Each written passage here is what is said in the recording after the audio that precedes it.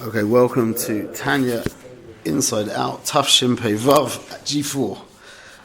So, chapters 30 and 31 lead into chapter 32, makes sense. And 30 is really a hemshech of chapter 29, which also makes sense. Chapter 29, we spoke about breaking our definition of who we are, in that the danger of the most dangerous thing that the Beinoni, the imminent danger of being a Beinoni, which means somebody who never does an Aveira in thought, speech or action, the most imminent danger is that you will start identifying with yourself as a tzaddik. Not in that you think you're so good and you're whatever, you're such a hotshot. Just the idea of being identified. That's the issue. It's not that what you've identified with is a really good thing. Yeah, you've identified with good behavior and being a good person, etc. Yeah, but the ultimate level of the Jew is like what Avram said, is Hineni. Hashem said to him, I need you to kill your son. And he's like, well, I'm such a big Baal Chesed, I won't be able to do that. Avram didn't say that. Avram said, tell me when and where. That's what Hineni meant, meaning I'm undefined. I'm defined by your purpose for me. That is really where we're trying to get to, meaning we play the game of this world, having definitions of what we need to be connected to the. We need to play the game, but we always need to remember that we're playing a game. Don't become a X. That's part of your experience of Olam Hazeh. But the minute you become that X, then it's a slippery slope down. Okay, so chapter 29 was about when that has happened. Breaking that, how do you break that? And he explained you have to analyze your avoider, and you think you're a big tzaddik because you're never doing any aveiras and you're only doing mitzvahs. Yeah, but if you really think about it, you'll see that you're coming up short in a number of different ways. Your dreams are also a bit shvach, which shows that you've still got a bunch of ra inside you. Also, the things that you did as a kid. Yeah, the fact that you don't really push yourself in the avoiders of tefillah as much as you could, and all different mitzvahs, asay, etc. And that's all based at breaking the fact that you think you're so great. But again, remember, the problem's not thinking that you're great. The problem's thinking that you are X. Could be the problem's thinking that you're so bad. It's the same thing. Whether you think that you're the best in the school or you think you're the worst in the school, it's the same mechanism working. And the irony is if you can grow out of that, you enter into Gan Eden basically. Like, this world stops dragging you down in so many ways when you can let go of that egoic. The ego is built. The ego is being placed there to actually finally destroy itself, just like a caterpillar, hardens and hardens and hardens until it becomes kind of catatonic. That's called a cocoon, and then the butterfly escapes from it. That's the whole point of Klippa, is it ossifies. Like Paro, he got harder and harder and harder, and then he was destroyed, and Am Yisrael emerged from him, so to speak. That's how it works. So by doing that to yourself, by disidentifying, which would mean, on a very practical level, you would be unoffendable. That would be the ultimate litmus test of how egoic, how egoless you have become. You are unoffendable. Doesn't mean that you won't take great action against if someone says something that's not wrong. It means it won't be a personal. It won't be you won't feel affronted personally, which is a crazy high level. Most people can't even imagine such a thing. Can't imagine living in such a reality where nothing offends you. There's right and wrong, but it doesn't offend me. Why would it offend you? You mean, I'm against that policy, but it doesn't affect me. Well, why am I against that policy? It's not I'm against that policy. It's that policy is wrong. That policy is wrong. The fact that you believe that there's no distinction between a man and a woman, yeah? I'm not angry at you. I think that's dangerous and I might display anger, but I'm not. See, if I believe that a man is a man and a woman is a woman, yeah? And you believe that it's gender fluid, yeah? Now, what happens generally is, not generally, always, is there's an argument. And one's defending his place and the other's defending his place. But they're not defending an idea. They're defending their self. This guy has become identified with gender fluidity, if that's a word, I don't know. And this guy has become identified, I'm just talking about because this is so absurd, this guy has defined his place as a conservative right, a normal person, yeah, whatever. But that turns into a fight to the death. That's actually called a fight to the death because you're not dealing with two concepts. You're dealing with two people who have identified with two concepts, and therefore you're not dealing with concepts. You're dealing with two people. It's exactly the same as like a samurai. It's like an MMA fight. There's no difference. It's just this is becoming clothed in my ideology and yours is becoming clothed in your ideology. That's why arguments are it's so rare that you ever get anywhere in an argument. Because most people are too egoic, it's too threatening. Because it's me, it's me. You understand? Is that clear? Because that's like the fact, this is very unsettling to hear this, yeah? Because we're full of these opinions. That's really what an opinion is, yeah? When we have identified with an idea, and now it's not a discussion of a concept like it would be like in an idea. Even in business it happens when you're dealing with a business associate, yeah? They become identified with a certain way that they want to do it. And you become identified with a certain way that you want to do it. And then again, there's no discourse. There should be. If you're in an egoless state, and somebody says to you an idea that's different to what you understood or heard, it resonates, it's good. You would say, that's a good idea. Well, I have to rehash what I was thinking. Maybe that was completely wrong. Never thought about that before.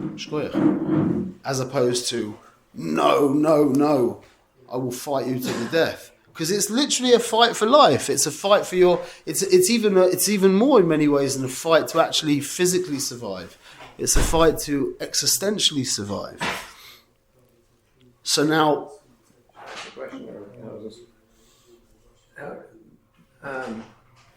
sorry about missing sharing, and I'm getting shocked on my recollection. But we're talking about identification, which is another way of saying das.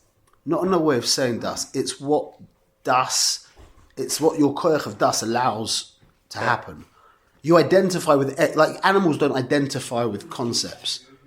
That's the difference between a human being and an animal. There's a few differences. One of the main differences is das, is that a human being can identify with a concept. Right. An animal can't identify with a concept.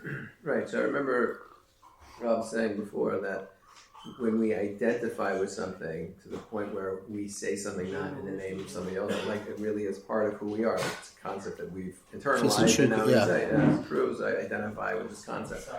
Now there's like a very, I would think that's a very positive thing. We identify with very good things. And so we're sharing colors or perspectives that we identify very strongly with. And that's our aspirational midah to have das in all sorts of good things. Now that I'm saying like it's not good to have identification with things. There's No, I separate ways didn't, no, to I do didn't that. say that. You said to be dogmatic in a situation. Me, You don't no, know I about said what I said to be opinions no, is. no, no. I'll say it very, very clearly, very, very, very clearly. It is really bad to be unconsciously identified with something. That's the problem. Unconscious identification. That's the problem. Conscious identification is absolutely essential to have emotion. Emotions are born from das. You can't have energy to do anything if you don't have das. If an idea hasn't entered your das, you're not going to have energy to do anything because emotions are born of das. But the minute you're unconsciously identified with X, yeah, you're not identified with X. There's just X. There's just X. So if that X is Islam, yeah, and now someone comes and threatens the concept of the ideology of Islam, now you will, instead of being able to actually hear them and say, wow, you're right, this is really based on really like shvacha riots, yeah, maybe it's pasha not true, you would just immediately pull out your sword and behead them. That's the problem. Okay? And that happens to us all the time. To say that we are, it's not like it just happens occasionally, yeah, unconscious identification, to say that we are just occasionally identified with things unconsciously would be one of the biggest understatements you could ever say. As human beings, we are constantly unconsciously identified with things. That's why we get so offended so easily. That's why arguments become heated so easily. Like, what's there to have? Why would you ever get heated over an argument? Why would you do that? Why would an argument ever get heated? You say that sound travels. You say that sound travels faster than light. I say light travels faster than sound. You say the world's flat. I say the world's round. Yeah. Well, why would you start going? What do you? Why wouldn't we just put the things on the table? And it could get to the point where look, you've got 10 proofs that the world's flat, and I've got 10 proofs that the world's round. So look, I'll say, look, I feel like it's just a bit weird. Yeah, I hear what you're saying. I hear what you're saying. I understand that. Yeah, but look at this. I'm balancing it up to. Why does it have to get angry? Let's say the person who's got the flat Earth scenario runs the country, and they're taxing you based on building some sort of flat Earth infrastructure, and you're like, hey, I don't want to spend my money, and they have the power to tax you based on their chrome, perspective. So that's why I think we get vested. Like we know it's round. We have this person telling us it's flat, and that. But we're not talking. Okay, but now you're talking about when someone's actually trying to take something from you. Let's just keep it conceptual. How can it be that two people? Why would it be that two people get really heated over a philosophical argument? Well, it's obvious that you basically the person is being attacked with his entire philosophical approach to life. Say it differently, it's easier. He is being attacked. He's being attacked. That's the point. In this Indian, he's being attacked. But that's him. Right. It's not an idea. If it's just an idea, then let's discuss it. You call yourself Breslev, he calls himself Chabad.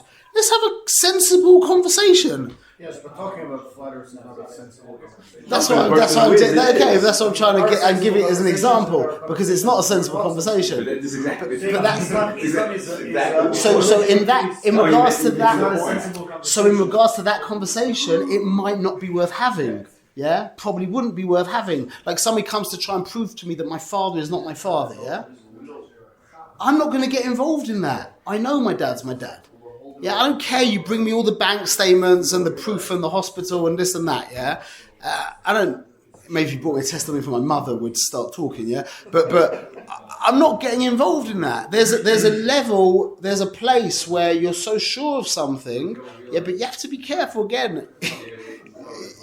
There's a level where yeah, and therefore you don't have to get into a conversation over the flat Earth. Yeah, I don't need to do that. That's not relevant to me. I might be interested in having that conversation just to hear how somebody could believe such a thing, yeah? But then on the other side of the spectrum, you have to be able to actually entertain a point of view that could actually say that you've wasted 30 years of your life. When I first heard, this was a few years ago, I've said this before now, and in hindsight now, I got such a chizuk from this, that someone told me, my Rebbe is Rav Manis Friedman, yeah? I'm in Talmud Muvak of Rav Manis Friedman, meaning 90+% of everything that I understand comes from that man, literally. Maybe 95%, maybe, yeah, I don't know, maybe everything. I don't know. Definitely, I mean, whether. That's a unique situation that I'm in, yeah? And a friend of mine, this was a few years ago now, a friend of mine told me that there's some guys online who are absolutely negged him, yeah? So immediately I find them out, yeah? One of the first things I hear one of the guys say is, Yemach Shemoy. From Haredi Rabbi, yeah? He spoke of Rav Manis Friedman and said, Yemach Shemoy. And spoke for an hour on and by the end of it, I've got tears pouring down my cheeks. And you know what those tears were for?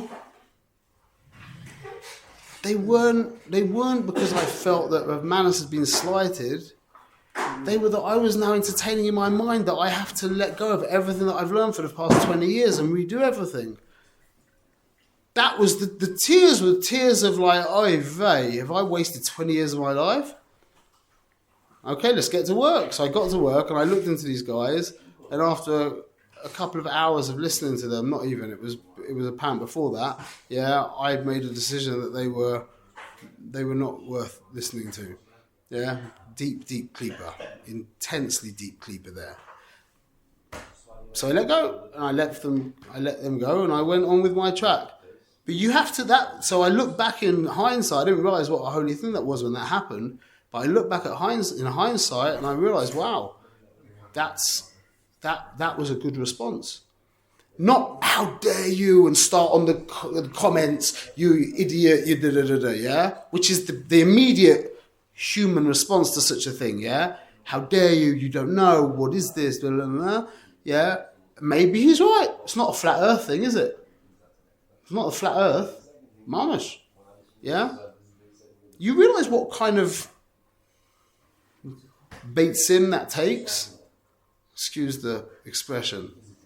To even entertain that everything that you've been doing for the past 10, 20, 30, 70 years needs to be readjusted or thrown out. That's crazy. You understand how deep this goes? This is and you think that Hashem he demands less from us? That's the ultimate. You think that Hashem, you think he cares about you getting through all of Shas compared to that? Having the courage to turn around and say, wow, 30 years, let's re-engineer this. Let's start again. Wow. What's more, cosmically, it's just not even a question. You can sit there and diligently break yourself over Shas for 50 years, yeah? What's that compared to being able to say, wow, I have to completely redo everything? Not that you're talking different, they say apples and oranges? You're talking a different league of it's not avoider, I don't know what you call it. You understand what I'm saying? That's what we are that's what Am Yisrael is. That's what Am Yisrael has the koyach to do, and that's what is expected of us. And I believe this deeply. This is my own thoughts, but when the Gemara says that Mashiach will come with Hesech Hadas, yeah? You know the song? Mm-hmm. Yeah? Mashiach will come with Hesech Hadas. I look out on Am Yisrael right now, I mean the whole world. I mean look at the polarization of the sides now in all of politics and everything in America, yeah?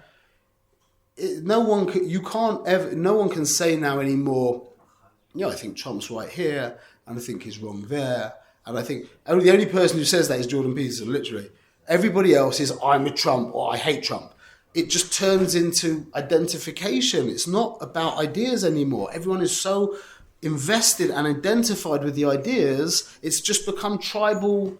It's just become tribal. That is what the definition of tribal warfare is. It's my tribe, it's your tribe. That's exactly the danger of being human. So that's why Jordan Peterson's such a breath of fresh air, because you hear him talking constantly, saying, "Oh, I didn't."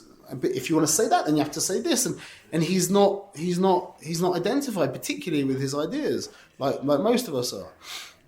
But so when we say, this is again just my thoughts, when we say that Mashiach will come with Hesach Hadas, I look out at Am Yisrael, and without judgment, just the, like, conceptually, everyone, do you remember how we ended the shir last week? We said Zionism and the Turi Carta is the same thing. Ultimate Zionism and ultimate Turi Carta is deep identification.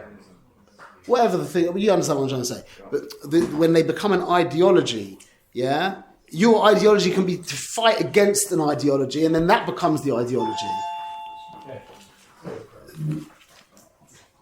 Ideology, it's interesting because it's from the word idea, but it's also got in it like a hint to idol, ideology. Nice.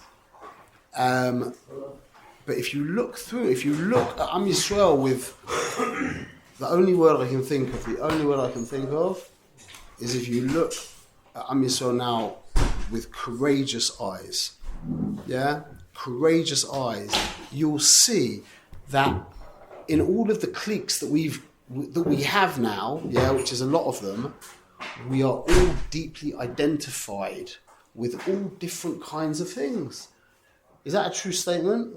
Whether you're identified with learning Gemara, whether you're identified with Uman Rosh Hashanah, whether you're identified with Yechi Adonenu, whether you're identified with Derech Eretz Kabbalah Torah, whether whether you're identified with your Rebbe and your socks and your whatever it is, whatever you can look now through all of Am Yisrael and you can see deep identifications in all different kinds of things. You understand what I'm saying? So maybe that's what it means with Hesach Hadas. The Yidden are all in the same. See, the problem, it looks, everyone's different. He's stuck in the Gemara, and he's stuck in Uman, and he's stuck in 770, and he's stuck in the army, and he's stuck in his job as a doctor. And everyone's got their own thing, But if you get Hasidish, and you go Lifnim Mishur Sadin, and let all the graphics melt away, you'll realize it's all the same Mitzrayim. That's what Mitzrayim is. Meitzah. Mitzrayim. Well, maybe it's You understand the idea? Whenever you're identified with it, it always looks so different. But when you let go of the graphics, it's the same thing. That's called Mitzrayim. That is what Mitzrayim is. So what's the alternative? Meitzah. The alternative is becoming Hasidish. No, that's what Hasidus is. Which brand? That's why he was called the Baal Shem Tov. Shem, your name. That's probably the everything is toxic to become identified with. But the name is like the closest thing that you have to you. Okay, so let's just. This is like Wait, let me just finish that. Really so challenging. Excellent. Maybe then you're understanding. The shame, the Baal Shem Tov, meant that his name was Tov. Another way, a way of translating with Tov is transparent. His name had become transparent, meaning he was completely free of Mitzrayim, of all identification. And that was the Baal Shem Tov. Sorry. Okay, so let's just mitmaked on the statement that Rob just made, which is Don't refer to him third person. But go on. your teachings. So we'll Okay, that's fine. We'll go that for now, and afterwards we'll call you Shmuel. All forms of identification are toxic. No. We said All forms of... We said Unconscious identification. That is what we said as we defined it before. But right now, for the past 3 or so minutes, the Rav's been talking about identification of all types of Jews from all these, and saying that the Hasidic way of looking at it is that these are all different forms of Mitzrayim. Okay. Okay. When you say Hasidic again, That's remember what we're not. But don't. I wasn't meaning like. Look. I wasn't mean like Hasidus in the most. It has become more identified. It's become really the opposite in many ways. Like mainstream Hasidus, it's become the most prevalent. This danger has become the most prevalent. When I say Hasidus, I mean lifnim mishur sadin. The way the Ramchal explains Hasidus, the way Chazal explained Hasidus. I mean lifnim mishur sadin means letting go of all of the chetzonius, of all the graphics. And understanding what's really going in. Let's just call it your Hasidus for right now, okay? The way that you look at things, because that's what we're talking about, okay? Okay. So the way that you look at things, all these different types of identification are Mitzrayim. But if it's unconscious. If it's unconscious, that's the key. Okay, so then I think it's really important when you're giving the shir to always say, because identification is a good thing. If you're identifying with it because it's a conscious It's not a identification. good thing, it's a necessary thing. It just happens like breathing. Is breathing a good thing? You just do it. Well, identification helps us to engage and bring our ideas into... Only if it's conscious identification. Right. Only if you're consciously identified. If you're unconsciously identified, it's the root of all evil. What is so bad about unconscious identification? It's because Hashem is lost? Great. What? Well, that's the right question. What's so bad about unconscious identification? What's happened when somebody is unconsciously identified? Remember, you've got a nefesh, but you've got an ego. Yeah? You've got an ego. You're not an ego. You've got an ego. You can only be one thing. Yeah? You can't be identified with two opposites. That's the reason, just as tangentially, that's the reason why the inyan of Mishkav Zocher, everyone knows what Mishkav Zocher is, yeah? Why that's such a toxic problem. No, because I don't know what that means. That means Okay. yeah. Because anything that is involved in the middle cup, which is Yesod, the middle of Yesod, yeah, comes with it, part and parcel is identification. So the person with that natia will describe himself as being that. You understand? Yeah. That's really bad.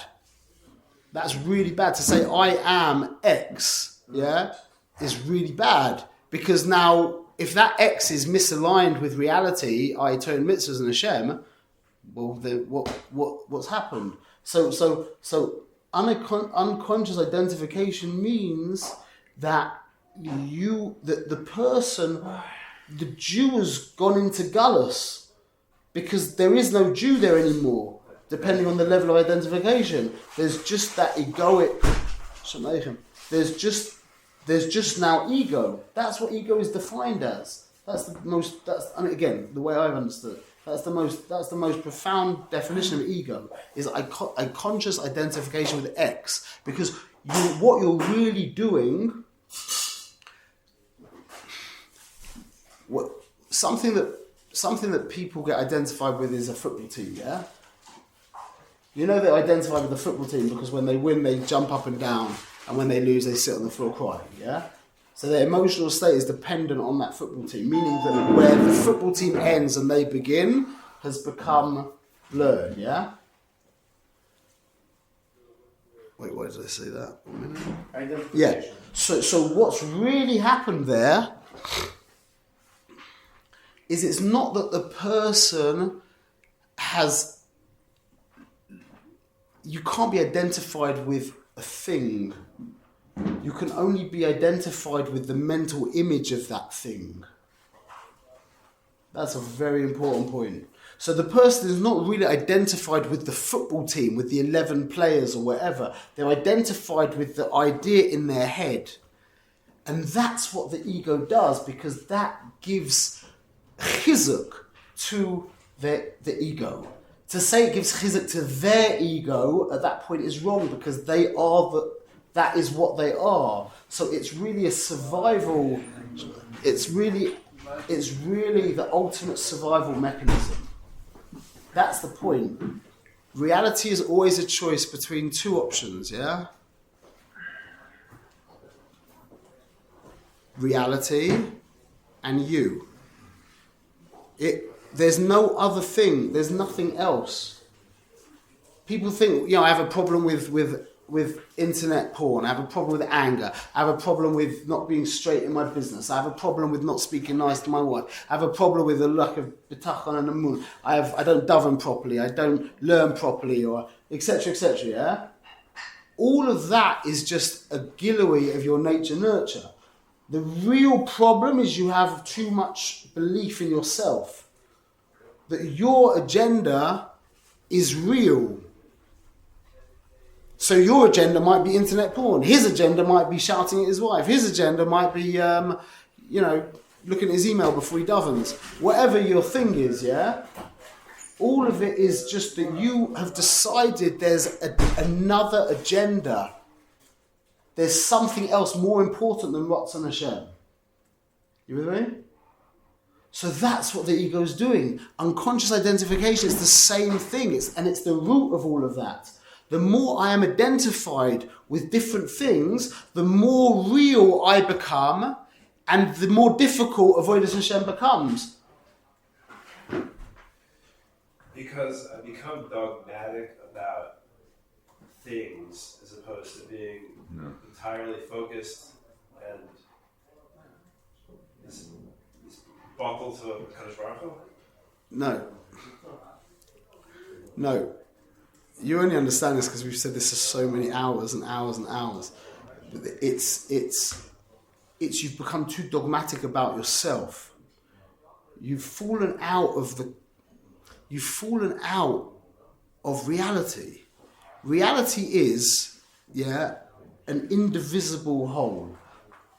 Like your goof. Yeah? Your goof is made of endless bits, 50 trillion cells, let's say. But they are all completely in a line with the agenda of the organism.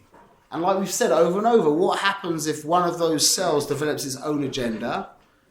That's called machla. A cell with its own agenda is called machla. So the fact that we have our own agenda, that's the problem.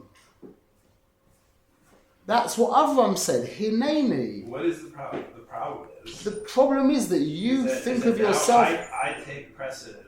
My You take Ratzon takes precedent over Ratzon Hashem. Yeah, but it's not doing it justice to say it like that. It's that you don't see yourself in context of the big picture. You don't see yourself as a cell in the cosmic organism that we call reality. You could call that Hashem.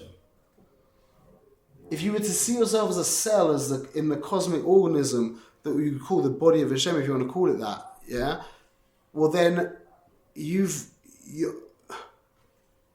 it doesn't mean that you become this zombie, because if every cell became a zombie, every cell needs to be its own specific cell. It's got a specific thing to do, but it doesn't have its own agenda. It hasn't become something independent unto itself. The ego is trying. See, you've got two pools, and they're actually both. They're both. One is reality mamash, and one is the the counterfeit of reality. The nefesh of a kis is compared to a candle. A candle is flickering upwards. And what a candle wants to do, Tanya says, is that it wants to rip itself away from the wick and be nispatel into the galgal eish and not be anymore. So your neshama is sick of embodiment and it wants to merge back into reality. You can call that Hashem. That's the desire of the neshama. What's the counterbalance to that desire? Ego. What? The nefesh famous. Go on. Well, what's the counterbalance? It has to be balanced. You've got one desire says, I want to be completely nullified into God. Nein. The other desire says, Onek. what? Onek. I want to be God. That's what the other desire is. Your desire for solidity is a counterfeit desire to be God. Well, not counterfeit. It's the desire to be God. That's what Paro said. He was the ultimate dogma of that. What did he say? Ani v'afsi oid. There's only me. There's only me. Not even anoichi. The ultimate level of ani is even beyond that. Ani v'afsi oid. What did Moshe say? Ein od milvadoi. That's the struggle. Am I a feature in reality? Do I exist in context of reality? Or am I reality? That's the whole thing. So this side of us is constantly trying to become more. And you see it in Islam so clear as day. And I feel that's why Hashem sent us the final shlav is to be attacked by a monotheistic religion that you could potentially have a minion in one of their shuls, whatever you call it, yeah? You could tuck it's kosher, yeah? So treif. It's so treif. Either way, it's so treif. It's definitely more kosher than Noitzius and on the pshat. But the point is that it's so treif because it's the ultimate expression of egoic identification. To become more and more to the point that I will give up my life. I will give up my life because Islam is my metzius. It's much more than my life. That's why we're so crazy on God, because when you've identified with the concept of God, how much more, or truth, how much more do you want to be? Your ego's like, we did it. We're there. We're home, guys. We're home. Get the champagne. Because now when you start saying something that's different to what I understand, I can just start. I met a guy like this. I know a guy deeply who is a big Talmud Chacham. If you said anything that wasn't absolutely in line with his understanding of reality, he would start. You'd see his lip. I knew him very well, so he told me. You'd see his lips start moving. He would start chazering mishnayos under his breath. He knew like all of Mishnayos Baal Peh, at least certain Masechtas, or maybe say Sedarim of Mishnayos Baal Peh. So if you said anything that was in any way an affront to how he understood reality, you would see him, his lips would start. You wouldn't know. It's just like because I was very friendly with him, so I knew that he'd be like this. He'd be looking at you, but he would be paying. He'd be paying zero attention, right. Like having an argument with an Islamist. You think that you could sit down and have a rational argument with one of these guys before they pull out their sword and chop your head off? Of course not. It's all the same. It's the same thing. So the problem with it is it is the ultimate problem. It's much worse. I'll tell you, I was going to give a share about this actually. Jim Morrison, yeah? I think you can say Yimach Shemoy for him, yeah? Yeah? Jim Morrison... He's in the Doors, yeah? Anyone knows Jim Morrison? The Doors. There's a story of Jim Morrison, yeah? So why? Just like, I'll tell you why. I'll tell you why. Maybe you agree with me after my definition of it. Maybe not, I don't know. Is that, see, hedonism is not as dangerous as religion. Because generally, hedonists won't give up their life for their pleasure. Meaning there's still a metzius, that there's still something salvageable. You understand? Yeah? That's hedonism. So Jim, what's his name? Morrison. Jim Morrison, he was a religious hedonist. He took himself to the brink of death like every night. He was prepared to give up his goof for his pleasure. He did. Exactly, he did. He killed himself because of his pleasure. That's a chiddush. So that's why I say Yimach Shemoy. Like I'd say the same with any of these guys on October 7th who came in. It's the same Inyan. But generally, hedonism isn't like that. Generally, people won't give up their life for hedonism. But people will give up their life for their religion. So especially what we're saying is, it's either about me or it's about Kodesh Baruch Hu's reality. That's it.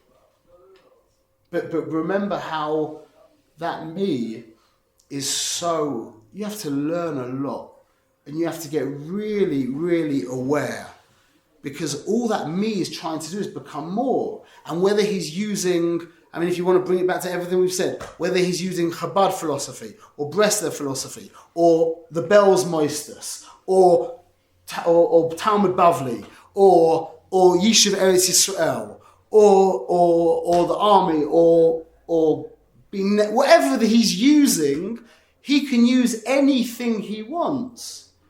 And he can even use his backache. If he's really, really pathetic and he's got nothing to latch onto, he will latch onto the fact that, well, I don't want to say really pathetic, but people can latch onto their abusive childhoods. That can be the thing that their ego is using to make them more. You know what I went through? You can never imagine what I went through. And I'm not saying you can imagine. I'm not taking away from that, yeah? But then the problem is when you fall into identifying with that, that's your ego. The ego is constantly, this is the best way of saying it. You can say it like this. He's constantly coming in through the back door, or he's constantly jumping out of the fire, out of the frying pan, into the fire. Yeah, and if you want to bring a raya for the story of this, yeah, this is what happened with the Meraglim. Yeah, this is the oimek of the story of the Meraglim. The Meraglim were coming into Eretz Yisrael. Well, they were deeply identified with their ruchnius avoda. Yeah, as we know, so they didn't want to go into Eretz Yisrael because it was going to be lots of avodas karka and all kinds of different stuff that they didn't want to do because they were so identified with the geschmack of the desert. Yeah, and they're covered in the mud, etc. And so they come back and they say, no, we can't go in. We can't do it. And then the way the Tanya speaks about it, is it the end of this chapter? Wait a minute.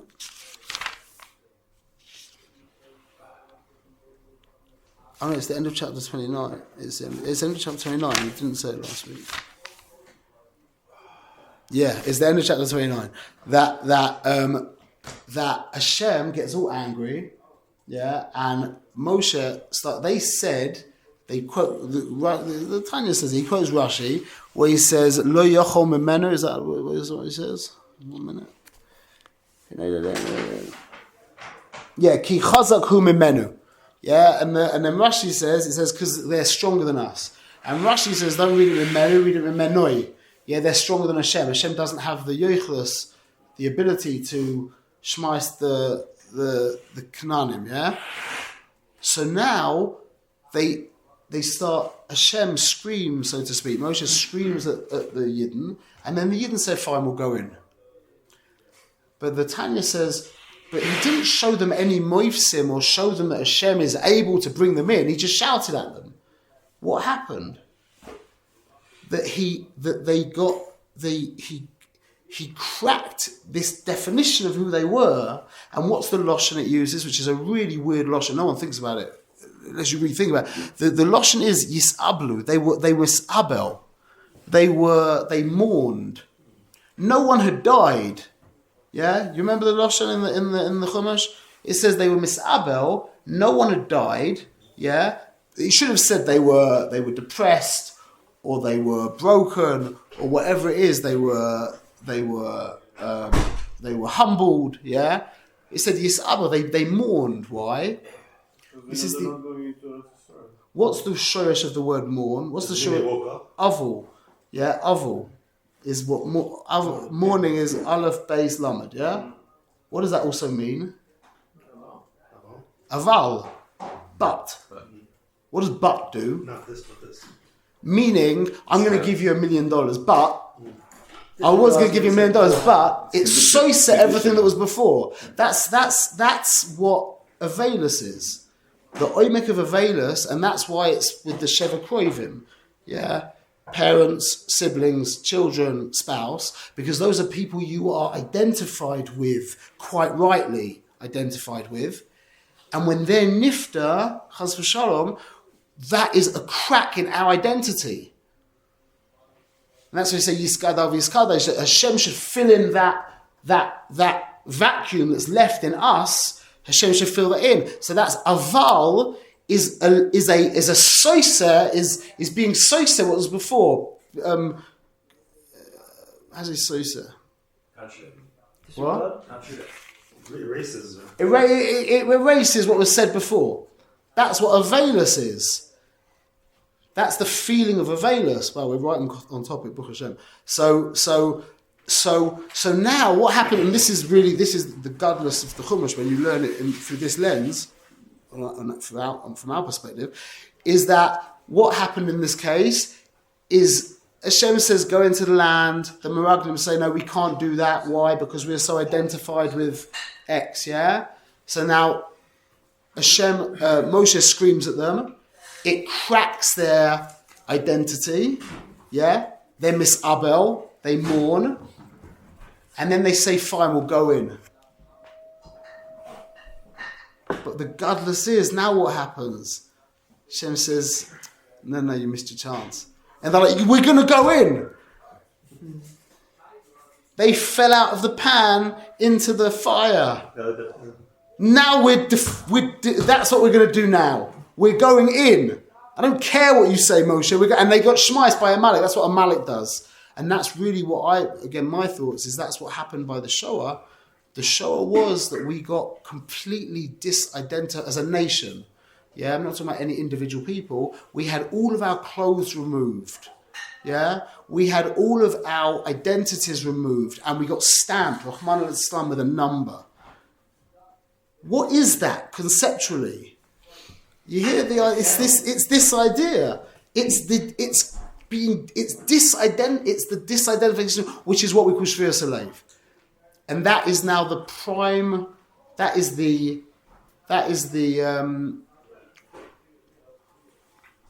foundation of all growth. It's more than that. Yeah, in a sense, but it's really, there is no growth without Shvir Salev. And that's what I was trying to say to you before, is that Shvir Salev is not this, it's only this kind of down thing when you are primarily identified with your ego. Because it's like you're dying every single time. It's called a velus.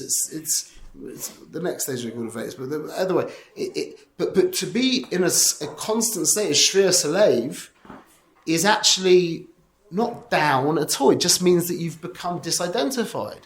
You've thought into it enough, you've discussed it enough, you've understood it deeply enough that you realize that I don't need these identifications. I just don't need them. In fact, the opposite. These identifications are screwing everything up. Does Shvir Salev have to be painful? What? Does Shvir Salev have to be painful? That's what I'm trying to say. It It does not have to be. It really, for nearly everybody, it's going to be painful. Unless if you are not, somebody who is completely disidentified with the ego, yeah, with his animal, with his nefesh Bahamis, which means he has it, but he's not identified with it, yeah? That's called Shvir Salev. He's in a state of Shvira. It doesn't mean he's Zabrochen, it means that he's constantly available to move in the right direction. That's a unique place to be in. Most people are not in that position. A default human being is in an egoic state, and therefore when something confronts to go and negate him. What? Conflicts with what he knows to be true. I said today, it's interesting, I knew I'd say this today. Shavisia Shemle Negdi Samid. Yeah, just like I thought it was a cute way of saying it. Shavisi Hashem, I equate Hashem lenegdi, to my negedness, to my negdi. What's that? Who was the fight between? Remember, Hasidus is the again, not this. This isn't what I mean by Hasidus. I mean yeah, Hasidus is the antidote to this state of humankind. That's what Hasidus is. So who was it who was against the Hasidim? It wasn't a fight between the Litviks and the Hasidim. It was a fight between the Misnagdim and the Hasidim. The concept of hisnagdus, that is the concept of creating neged, meaning falling out of the hiskalolus, the oneness of reality, and there's me and you. So I was just saying, as it came into my head this morning by davening, Shavisi Hashem lenegdi. I'm putting that into the negdi. That's the bit that we're going against, yeah? And what do you do? Tamid. Yeah, Tamid is connected to, that's his hasmada. Yeah, Tamid is connected to das. Something done with hasmada generally leads to das. So to put Hashem, equate him into the neged, put him into the negdi. Yeah, again, it's just a cute thought that came up. But this is the whole avodah. So what always happens? This is really the class now. Is we've got 5 stages of the heart. Yeah. The first stage is called Timtum Alev. That's called Kavdas Alev. That's when the heart has ossified, and the heart is just a mushal for the mensch. Yeah. When the heart is hard, which means there's you and there's me. If it gets really, really hard, like paroi, there's no you anymore. There's just me. That's the ultimate level. That's ani v'afsi oid. That's called Timtum Alev. When there is no person there, there's just an ego. There's just egoic patterns, yeah, which is the default position of a lot of humanity, yeah. What's the stage after Timtum Alev? That's called Shvius Alev. Shvius Alev is when that definition gets smashed somehow. So you thought you were the best photographer in the world, yeah, and then you see there's a guy who's just much better than you. That's Shvius Alev. I'm not the best photographer anymore. Well, what am I? It's no good being the second best photographer. Like, you want to be that's nothing. Like the second richest man in the world. That's not much of a claim. Yeah. That's hard for the ego. Either way, that's a breaking, that's a fraction, that's called Shvius Alev. That leads to what's called Meriris Alev. Meriris Alev is now, you've got 2 options. When you hit Shvira, there's 2 options. A normal person, unless you've actually really invest yourself into this avoida where you live in a state of Shvius Alev, where when somebody says something that conflicts with what you know, and you'll be like, oh, that's interesting, tell me, explain more to me, yeah? That's it. So usually people are in that. So what happens when they fall into Shvius Alev? There's one of 2 options. Either you go up, that's called Meriris Alev, or you fall down, which is go back to Timtum Alev, which is what happened by the Meraglim. Yeah, they were identified with not going into Eretz Yisrael. Then they had their identity smashed, Shvius Alev. Then they fell back down into being identified with going into Eretz Yisrael.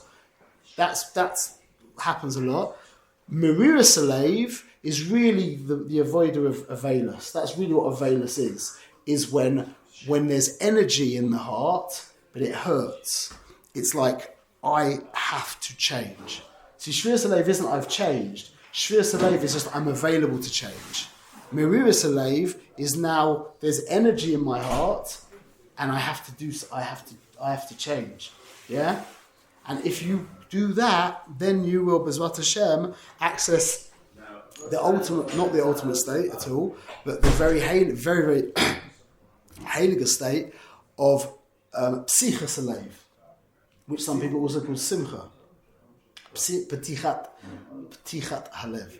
Yeah, openness of heart. But listen to this. This is the amazing bit. Yeah. So it goes Timtum Alev, Shvius Alev, Meriris Alev, Psichas Alev. What's the final stage? And this is the goal. Full heart. Tuv Levav. But listen to the godless of Chazal in the grammar here. You've got Timtum Alev, Shvius Alev, Meriris Alev, Psichas Alev. So the Lev is the noun, yeah. Well, there's really 2 nouns, but it's in smichus, so it works as a construct. But really, it's like the first noun works as like an adjective, yeah. The heart is open, the heart is broken, the heart is bitter. The heart is blocked, either way, yeah? So there's the heart, and then there's a description of the heart. What's tuv levav? Levavos. The heart becomes the description. The heart is, so it's tuv described by levav. That's mamash the goal. Where are you? Well, you've become the adjective. The noun is tuv. Meaning there was a bittul of yesh. Yeah, again, you hear me. I don't say that because it's so you have that. Those words take many thousands of hours of really understanding to get that clear. It's very easy to not get to be saying something else, so I don't say that. But tuv levav means that you have become the description, and reality has replaced the you.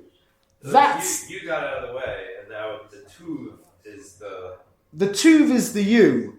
That's the fight. That's the stage. that's coming through your hearts. Well, your heart now has become. That means that you now see yourself in context of reality.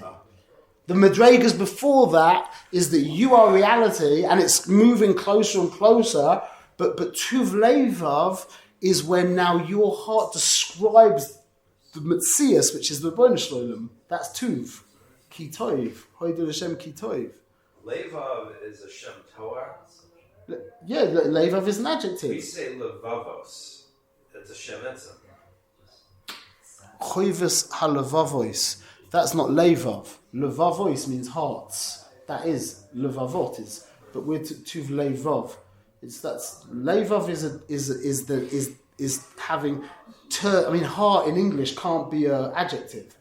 That's grammatically having turned a noun into an adjective.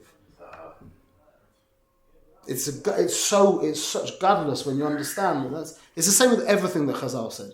Every like funny thing that Chazal, like whenever they name something, I've said this before. I see it as how Adam in Gan Eden named the animals, and what he was really seeing was the shoresh. So shor was shin vav reish, yeah, and ari is aleph reish yud, yeah, and he was seeing what these things really were. So he was attaching that. As I understand, Chazal was so the Tanoim. I don't know after that. What I understand is the Tanoim. That's why they're called Tana Elokai. They're all called Elokai. Tanoim Elokoim.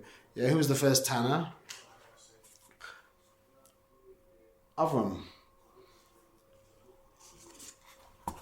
So the Tanoim was so in tune with reality that whenever they labelled something, that was mamash it. So you'll know, if you understand the Inyan, you'll see that with whatever name Chazal gave it, that's mamash the Inyan. So that's the progression. The first stage is Timtum Alev that most of us exist in. Yeah, that's the egoic state. You could call it Kavdas Alev. You could call it whatever you want to call it. It's where the Lev is hard and you have become identified with X. Yeah, so that's what I'm saying to you. Shviras Alev is nearly always going to be a very, very unsettling feeling. Very unsettling thing. And that accounts for people in the Great Depression throwing themselves off buildings, yeah, in the 20s, because they were 100% identified with their koyach to make money, 100% identified, and when that gets broken, they realise that mamash, they don't have a koyach to make money, there's just this annoying piece of clay. That's all there is. Their metzias is gone. So what do you do if you've got an annoying piece of clay? It's just taken up place. Throw it off the roof and get rid of it. That's what happened. You understand? This isn't a vort. This is all I say is you've cut this. This is what we just say over and over and over and over again. And the danger is that you can use anything, literally. I told the story. I'm not going to say the story again, but I didn't think you could use Avos Yisrael to do. But you can also use Avos Yisrael. Avos Yisrael can become your shtick. The Hebrew word is shita. Shita, which is from Loshen Shin Tes, which is also Loshen Satan. It's also Loshen Shtus. And it was called the Atzei Shitim. The pillars, this is how important identification is those pillars were the framework for where the Aron HaKodesh lives. So you need these identifications. That's the Atzei Shitim, yeah, which is Loshen Shtus, which is Loshen Shita, yeah, which is Loshen Satan as well. But just remember, it's just the frame. It's just the frame. So it's really good. B'hashgacha, we got exactly to where we're going to go. So now, after all of this, Perek Lamed is very simple. He just says also you should see yourself as being lower And what's the word he uses? Shaful ruach. Mikol odom. Shaful ruach. Yeah? What is it that gets identified? Identification begins in das. Yeah? In Seichel, there's no Ra in Seichel. That was why Esav's head was buried in Ma'aseh Machpelah. A Seichel can't be Ra. A Seichel is a Seichel, Shemalechem. What is a Seichel? A Seichel is a calculator. That's all it is. What's Ra? Is the Ratzon, or you could call it the emotions that are driving the Seichel. Seichel is just Seichel. You can't, there's nothing personal about 1 + 1 = 2. You've never seen a calculator turn around and say, well, let's say, maybe we could say like this, maybe we say like that. Seichel is objective. When we die, yeah, the concept of 1 + 1 = 2 doesn't get affected in any way whatsoever. Nothing.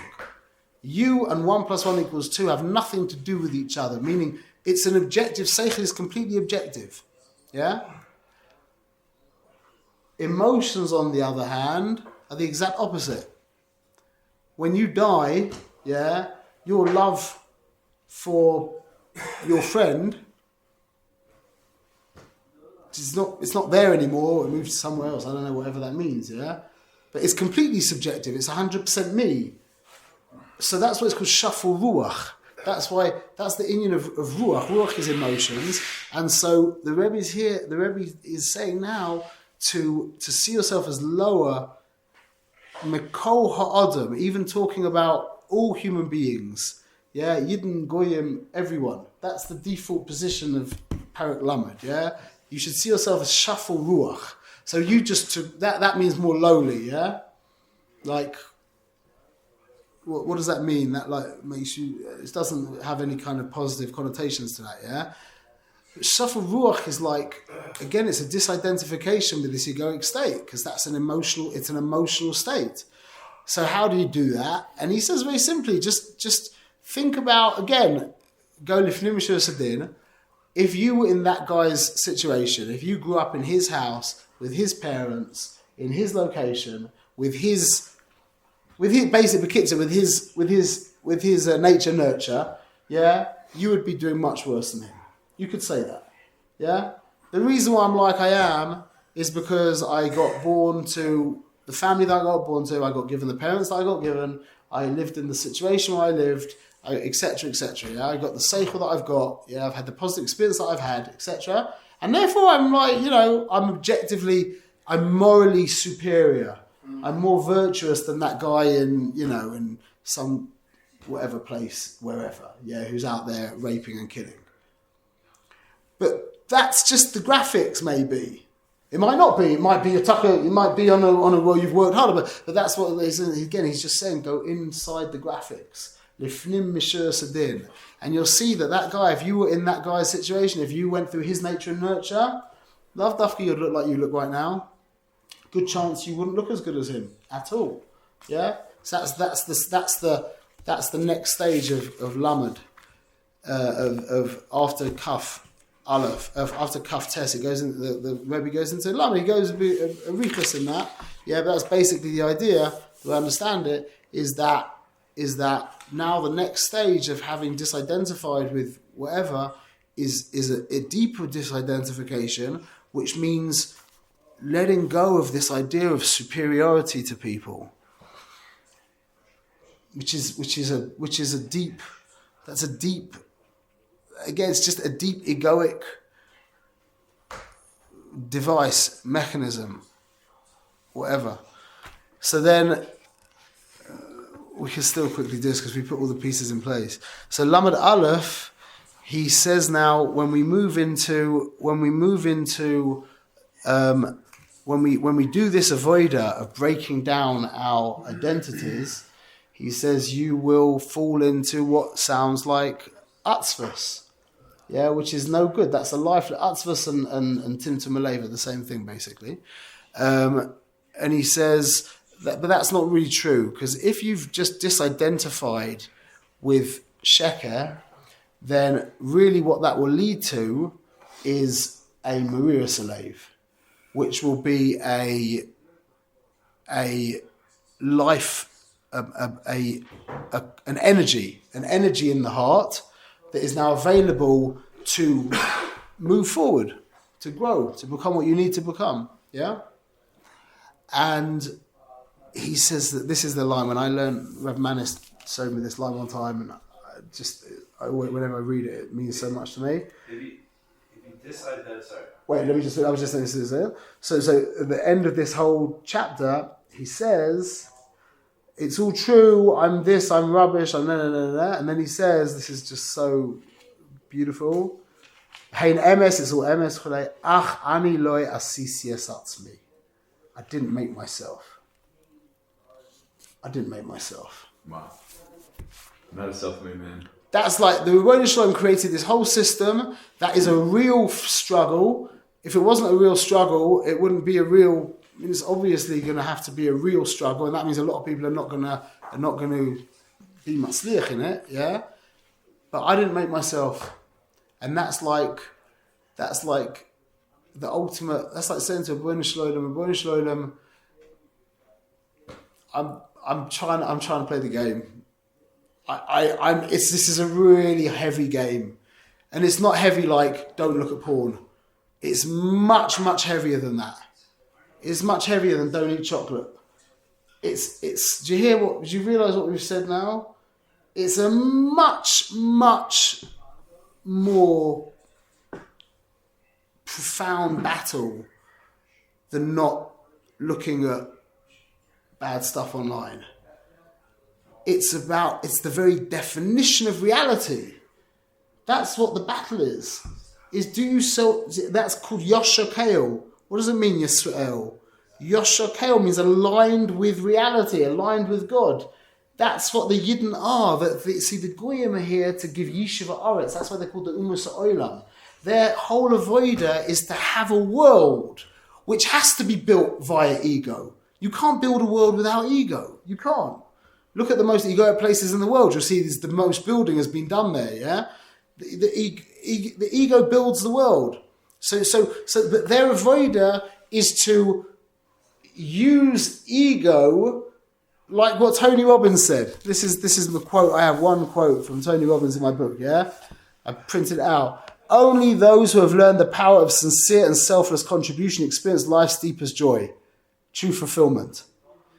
Meaning you should be selfless. Why? Because it's the biggest geschmack. Your own self as an interest. The ultimate level of a human being is to be utterly selfless. To get the most. Why? You can answer that question.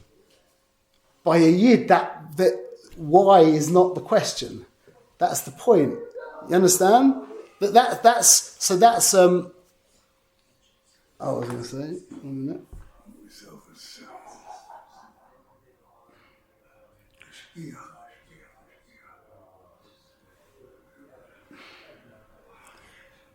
That's what Hillel said.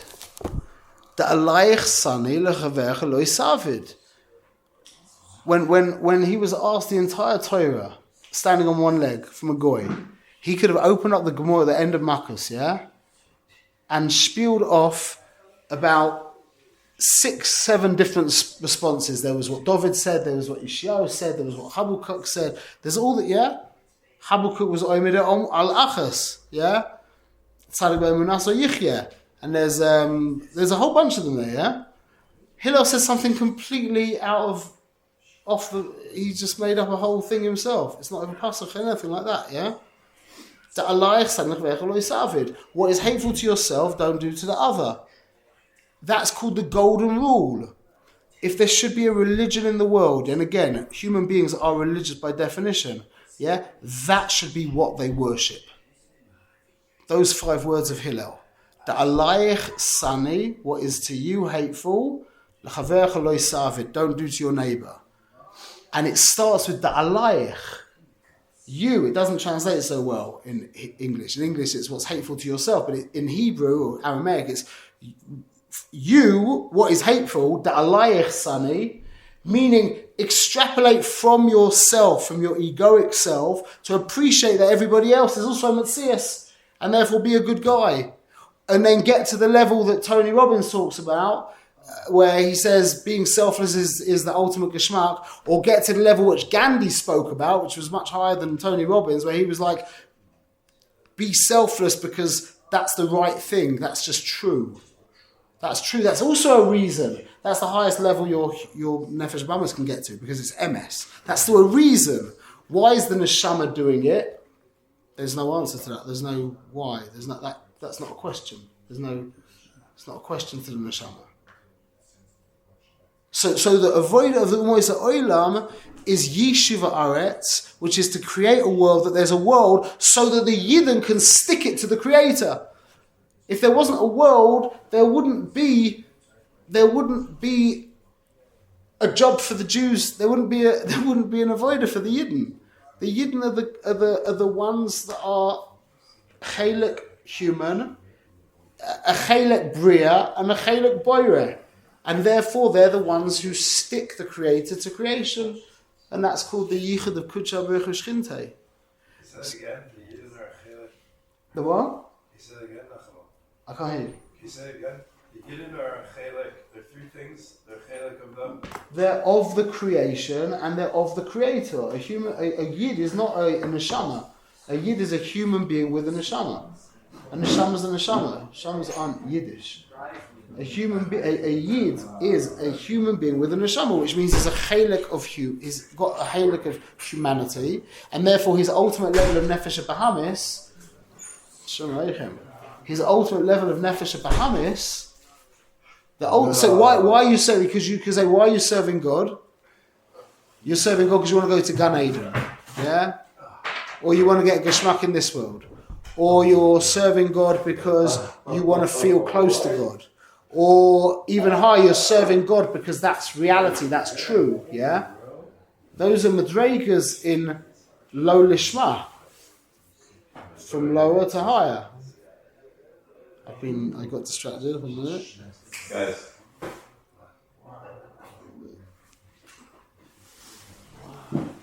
What was it? What did I say?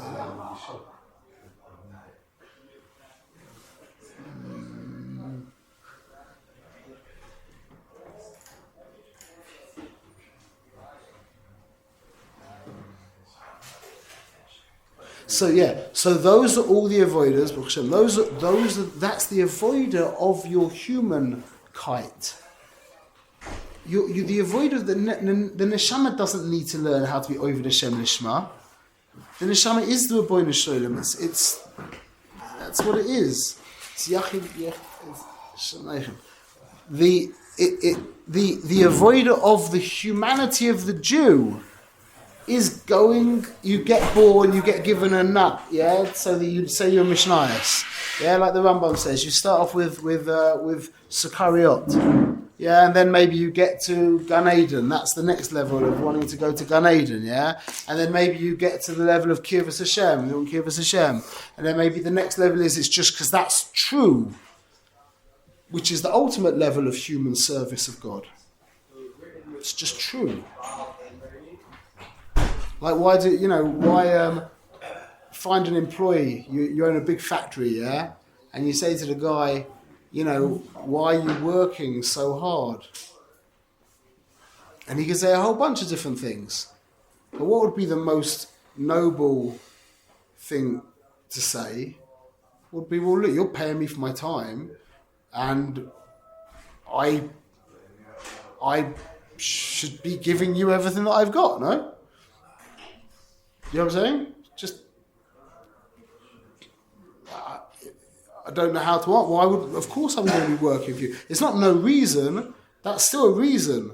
That's not the ultimate level of avodah lishma. That's the ultimate level of avodah lishma for the goof, which is it's just true. Not even kirvas Hashem. Not even kirvas Hashem. Not I'm going to feel close to you, Rabbeinu Shalom.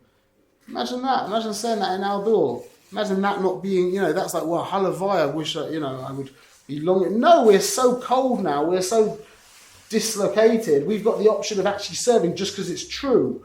Because the kind of tanugim that we have, you want to feel. I told you this. I'll say it again. On Hoshana Rabbah, I went to Shlomo Katz's shul in Efrat, and you have the speakers, you have Rav Shlomo there with the guitar, you have Hallel, everyone's there with Arba Minim. What? What? So everybody's there, and it's mamish stuffed, and it's Sukkos, it's the end of Sukkos, it's Hoshana Rabbah, and it's like, and I'm like in, I'm in Dveikus, I was in Dveikus, but not the that I don't think Dveikus is a feeling, I understand it. But I'm having this really powerful feeling. It felt great. And I've got, with the Arba Minim, it's very interesting because it's one of the few mitzvahs where you've got a lot of times you push your face into the Arba Minim. So I've got the mitzvah, my face is touching the mitzvah, It's it's very rare that you hold the mitzvah in your hand, in such a delineated fashion, And I said to myself, as I'm feeling this, I'm feeling the whole thing, I'm like, Diamond, what would happen if you took away the Arba Minim right now? No mitzvah. Would it feel that much different? I was like, no, it still basically feels the same. In fact, it might be better because I wouldn't have.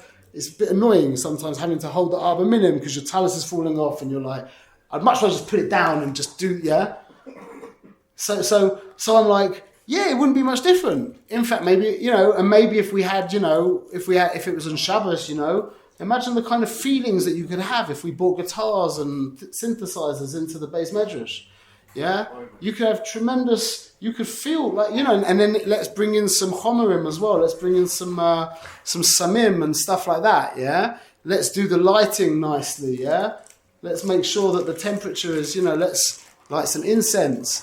Let's really go all out on, You think you're not going to have deep feelings? It's not going to lead to some deep kind of experience. What? He said ayahuasca. I said laugh out. You understand what that so